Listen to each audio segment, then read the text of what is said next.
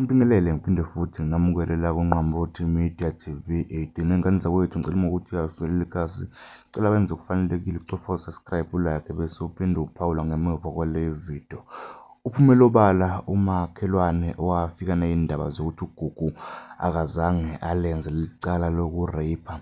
Ube esephendula umfowabo kaDlamini okhulume izolo waveza izindaba zokuthi uGugu walenza leli cala. Lo makhelwane ke ngesikhathi ephawula uzwakale ekhuluma kanjena. Sanibona Mzansi.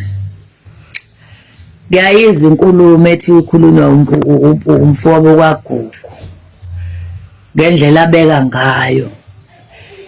Mina into engisukumisile ukuzwa izwi likaGugu alisho engakaboshwa lokuthi akaza rape ingane, noma eseboshiwe iminyaka emingaka usasho izwi elilodwa uthi mina ngiyisoli ngoba vele angikwenzanga lokho.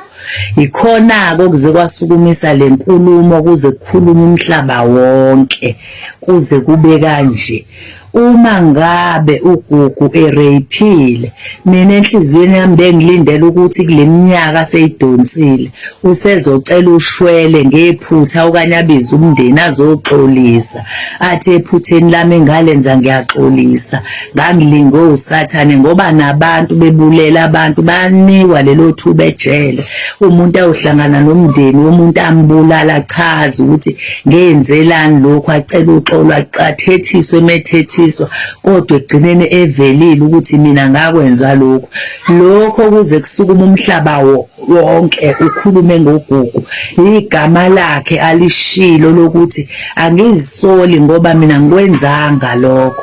Ngiyadideka ma uphatheka kabuhlungu mangabe sekuphawula abantu uthi abantu sebeyakhuluma, bakhuluma umhlaba wonke, abantu bezele benenimba njengonina wengane kwakufanele ukuthi kube buhlungu kuyena, kodwa wena uyigama olishoyo lokuthi nanizohlala njengomndeni nigqibe lento niyemboze. Kuwena inimba yayingekho yini ngaleso sikhathi yokuthi lento ibuhlungu kumele lo mntwana ahambe ayoboshwa ngoba wenza iphutha.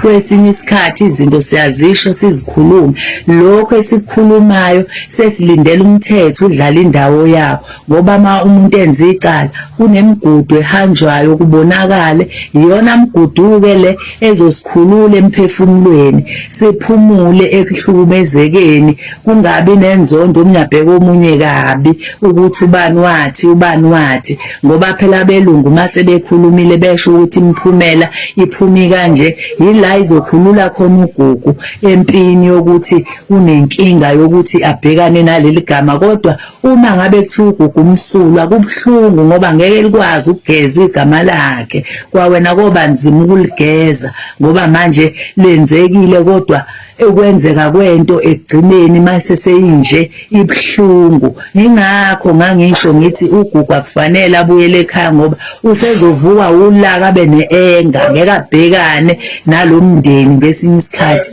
okwazi ukumshiya endaweni enje. Manje silinde uhulumeni, uyena ozokhuluma ukuthi uGugu unecala noma akanalo yini icala. Ngiyabonga.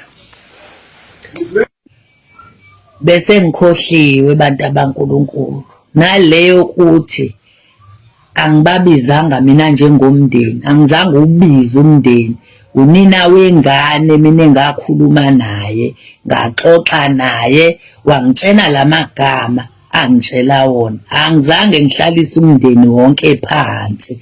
Yilokho ekufuna ukwazi ukulungise. Wena umuntu ongambuza ungabuza unina wengane, ungazi sihluphi njengento ongeke uze uyikhulume ngoba amagama wakhuluma nami ngawakhuluma. Uyena ongatshela wena ukuthi wakhuluma yena wathini mina ngathini. Ngiyabonga.